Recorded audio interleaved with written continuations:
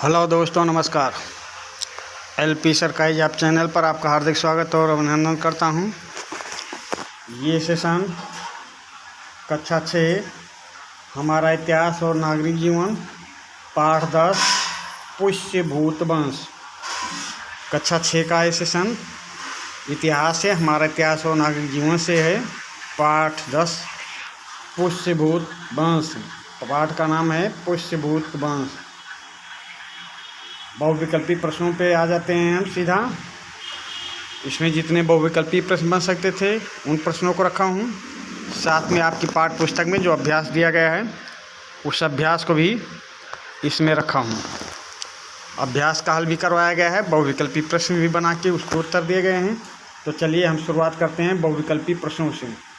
पहला प्रश्न है, गुप्त काल से लगभग 100 वर्षों के बाद किस नई शक्ति का उदय हुआ? गुप्त काल से लगभग 100 वर्षों के बाद किस नई शक्ति का उदय हुआ? पुष्य भूत वंश का उदय हुआ, या वर्धन वंश का उदय हुआ, या उपर्युक्त दोनों वंश का उदय हुआ, या दोनों में से कोई नहीं। प्रश्न नंबर 1, गुप्त काल से लगभग 100 वर्षों के बाद किस नई शक्ति का उदय हुआ? तो उस नई शक्ति का नाम है पुष्य भूत वंश या वर्धन वंश। ये पुष्य भूत वंश और वर्धन वंश एक ही नाम है, दोनों एक ही नाम है। तो उत्तर आपका क्या सही होगा? ऑप्शन सी।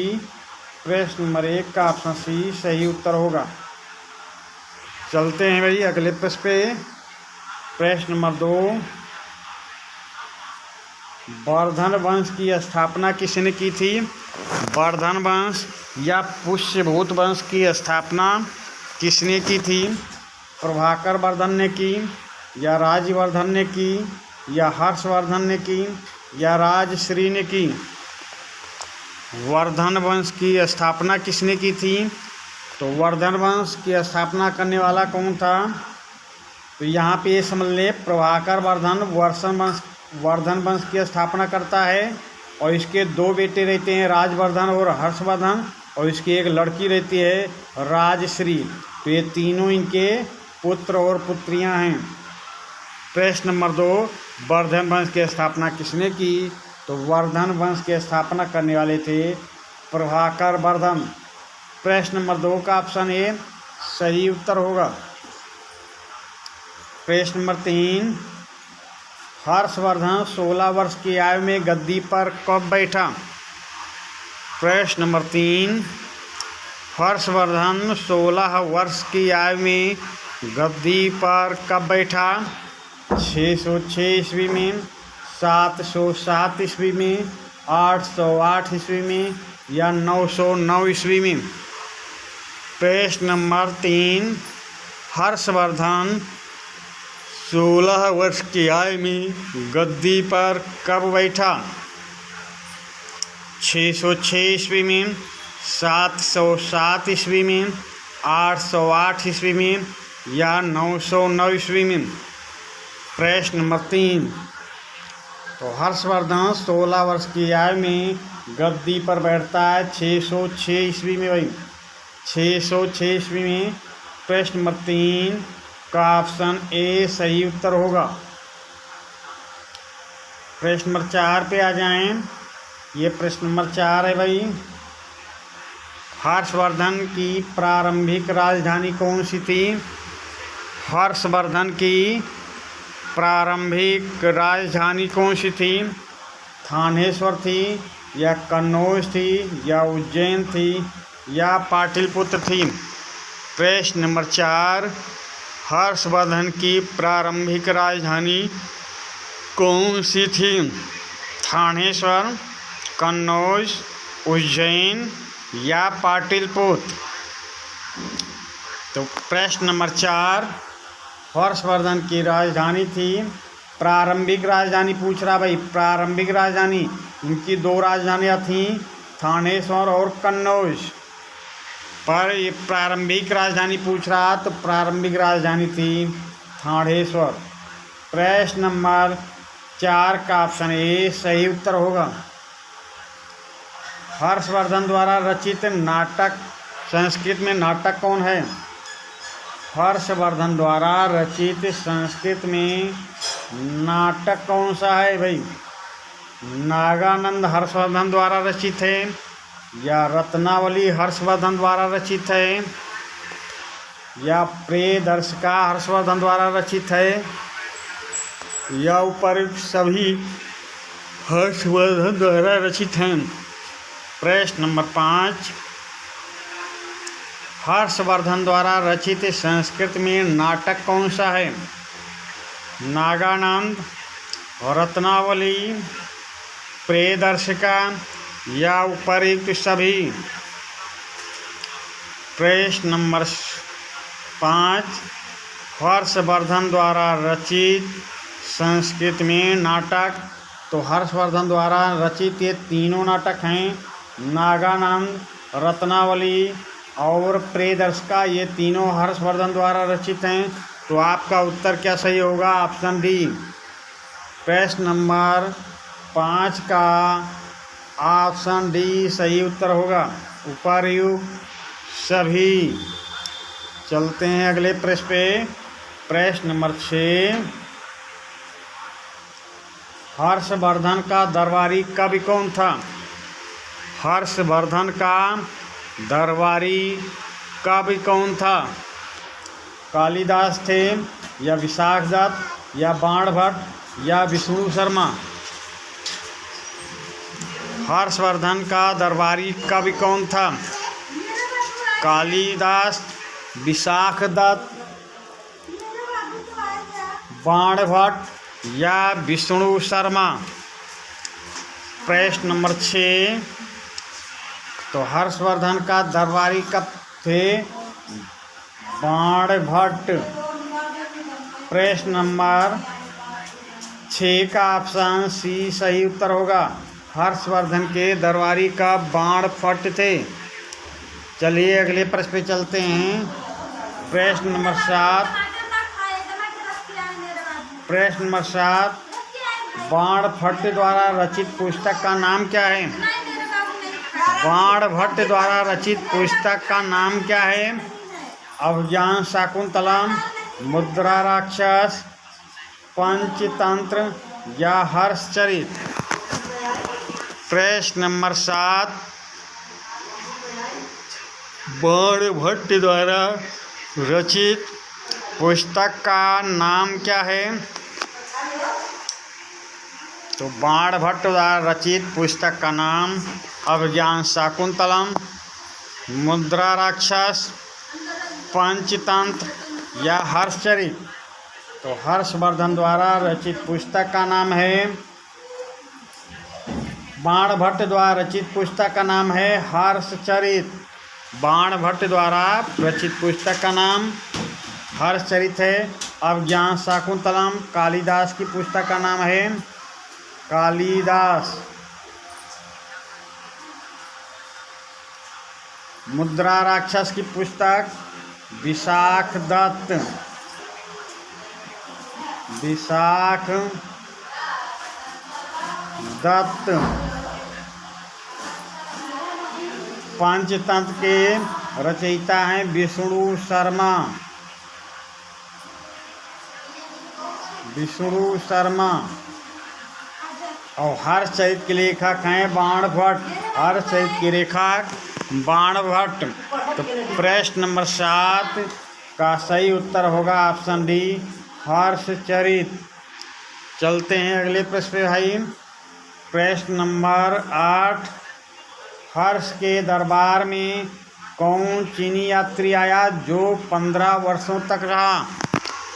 हर्ष के दरबार में कौन चीनी यात्री आया था जो 15 वर्षों तक रहा? ये मेगास्थनीज था, या फायान हर्ष के दरबार में आया था, या ह्वेंसांग आया था हर्ष के दरबार में, या ऊपर में से कोई नहीं, सभी गलत हैं। प्रश्न नंबर 8, हर्ष के दरबार में कौन चीनी यात्री आया था जो 15 वर्षों तक रहा। तो हर्ष के दरबार में आने वाला चीनी यात्री हुइंगसांग था भाई, हुइंगसांग। प्रश्न नंबर 8 का ऑप्शन सी सही उत्तर होगा। अगले प्रश्न पे आ जाएं। प्रश्न नंबर 9 पांचवी बौद्ध संगीत किसके शासनकाल में हुई? पांचवी बौद्ध संगीत किसके शासनकाल में हुई? कालाशोक के शासनकाल में, या अशोक के शासनकाल में, या कनिष्क के शासनकाल में, या हर्षवर्धन के शासनकाल में? तो अभी तक आप लोग पढ़ते आए होंगे कि कुल 4 बौद्ध संगतियाँ हुई। हम आपको बताते हैं 4 के अलावा भी एक बौद्ध संगीत हुई थी, पांचवी बौद्ध संगीत। तो पांचवी बौद्ध संगीत किसके शासनकाल में हुई? तो पांचवी बौद्ध संगीत हुई है हर्षवर्धन के शासनकाल में। पांचवी बौद्ध संगीत हर्षवर्धन के शासनकाल में हुई। प्रश्न नंबर 9 का ऑप्शन डी सही उत्तर होगा। प्रश्न नंबर 10 पे आ जाएं। हर्षवर्धन हर 5 साल बाद इस मेले में दान किया करता था। प्रश्न नंबर 10 हर्षवर्धन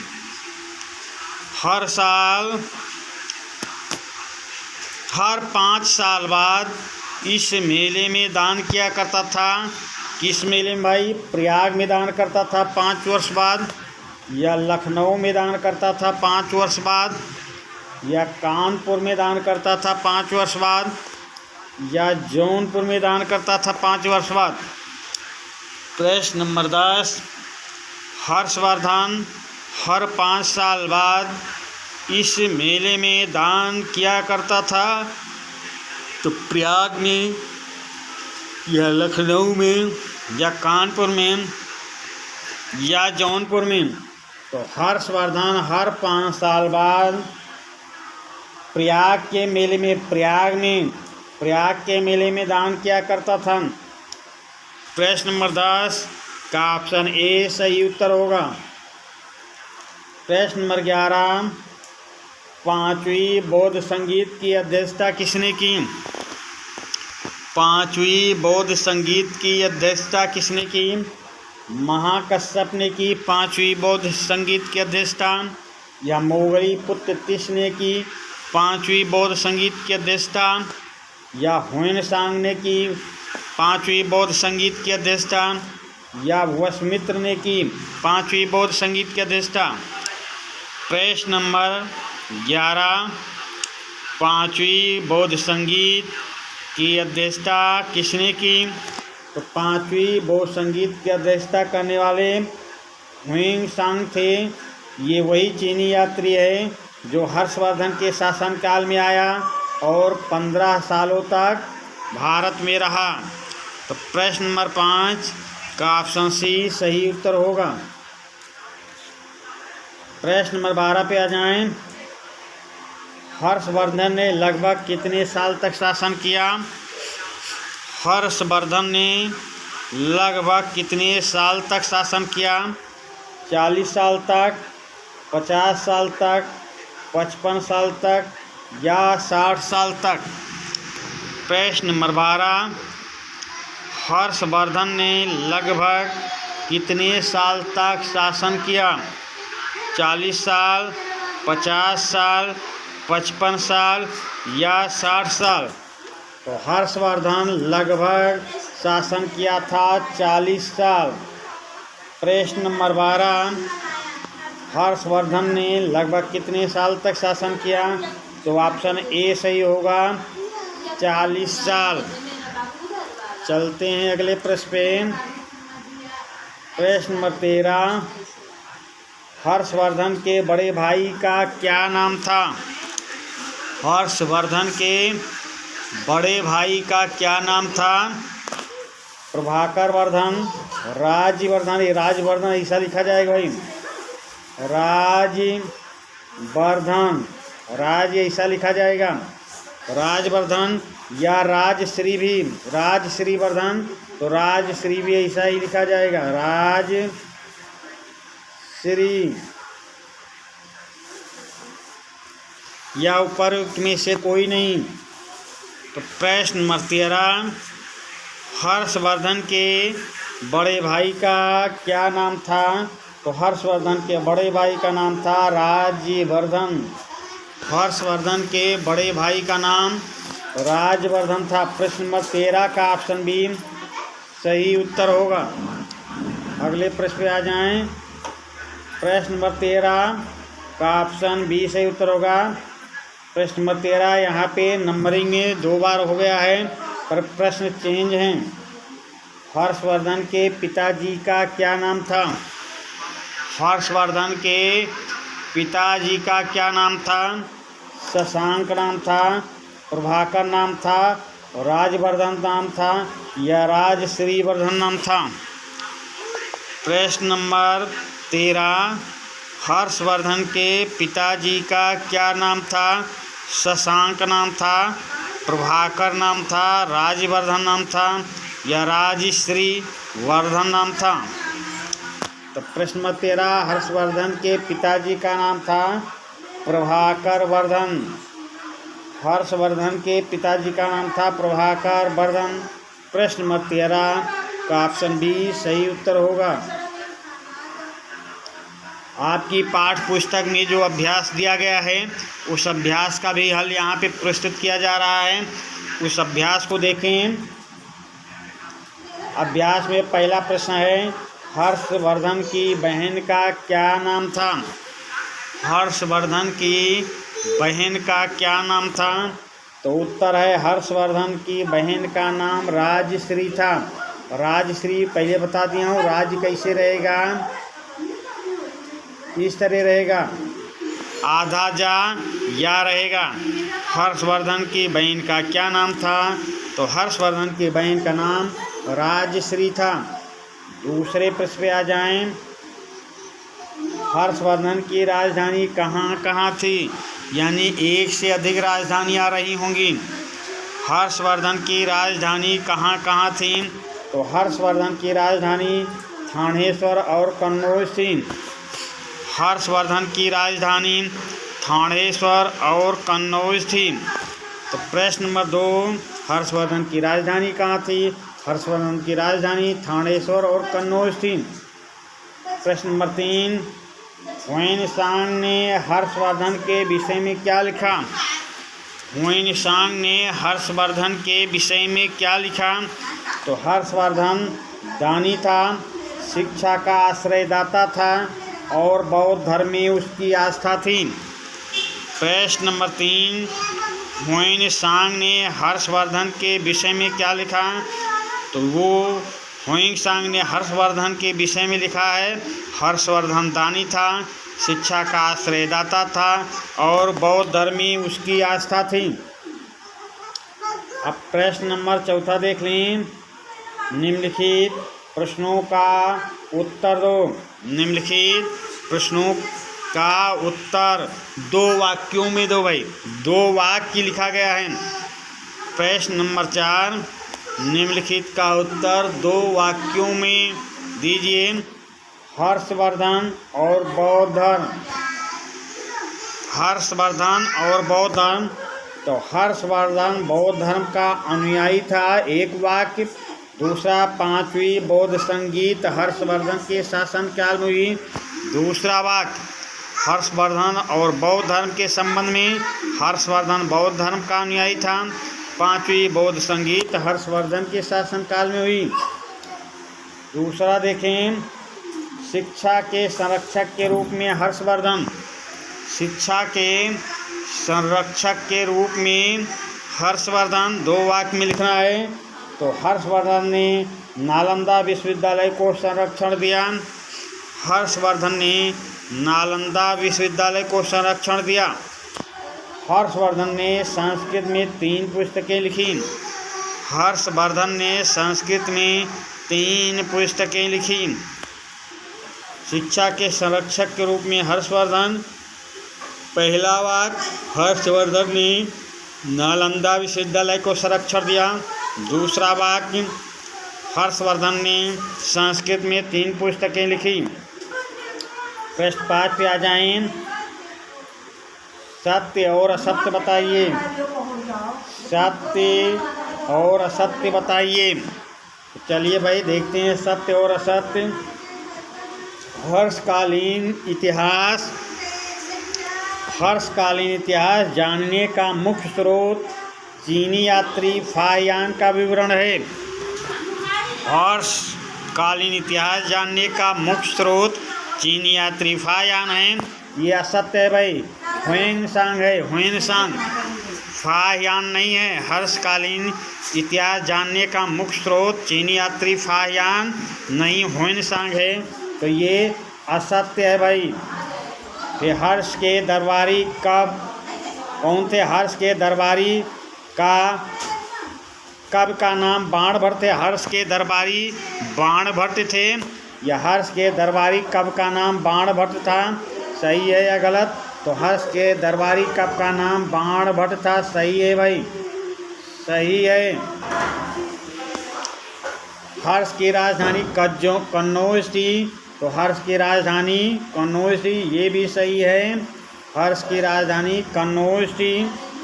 तीसरा, हर्ष के बड़े भाई का नाम राजवर्धन था, ये भी सही है। हर्षवर्धन के बड़े भाई का नाम राजवर्धन था। तो इसमें ए गलत है, ए असत्य है और बी सी डी सत्य है। ए असत्य है और बी सी डी असत्य है। चलिए भाई अगले प्रश्न पे चलते हैं। रिक्त स्थान की पूर्ति करें। रिक्त स्थान की पूर्ति करें। प्रश्न नंबर 6। तो हर्षवर्धन का वर्धन है भाई, वर्धन है, हर्षवर्धन ही। वर्धन वंश का प्रथम शासक वर्धन वंश है भाई। ये हर्ष नहीं, ये वर्धन वंश का प्रथम शासक था। तो कौन थे भाई? रिक्त स्थान में क्या भरा जाएगा? वर्धन वंश का प्रथम शासक। तो रिक्त स्थान में क्या भरा जाएगा? प्रभाकर वर्धन, प्रभाकर वर्धन। समझ गए? ये हर्षवर्धन नहीं, वर्धन वंश का प्रथम शासक था। ऐसा वाक्य फिर से समझ लें। रिक्त स्थान की पूर्ति में ए नंबर क्वेश्चन, वर्धन वंश का प्रथम शासक फिर रिक्त स्थान की पूर्ति था। तो रिक्त स्थान में पूर्ति होगी प्रभाकर वर्धन। चलिए भाई बी पे आ जाएं। हर्षवर्धन के 3 नाटक रिक्त स्थान की पूर्ति करें। हर्षवर्धन के 3 नाटक कौन से हैं?